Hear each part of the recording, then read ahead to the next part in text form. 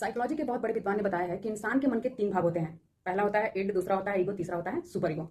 तो इड ऐसा मन होता है जो तुरंत संतुष्टि की इच्छा रखता है, यानी कि अगर उसके मन में कोई विचार आ गया तो वो तुरंत संतुष्टि चाहता है, यानी कि तुरंत उस चीज को पा लेना चाहता है।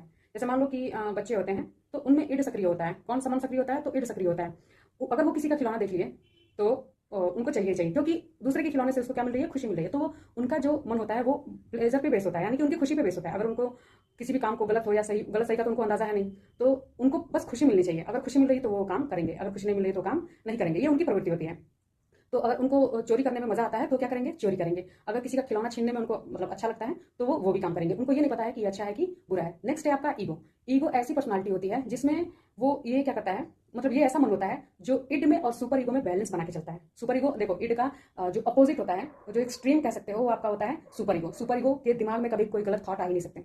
सुपर ईगो ऐसा मन होता है जो कुछ 10% लोगों में पाया जाता है। मतलब वहां तक डेवलपमेंट कुछ 10% लोगों का होता है। जैसे बड़े बड़े जो विद्वान होते हैं, बड़े बड़े जो विचारक होते हैं, उनको कह सकते हो कि वो इस कैटेगरी में आते हैं। जैसे स्वामी विवेकानंद हो गए, आपके रतन टाटा हो गए, ठीक है। इस तरह के बहुत सारे ऐसे कह सकते हो, बहुत सारी ऐसी पर्सनालिटियां हैं जिनको इस कैटेगरी में रख सकते हो।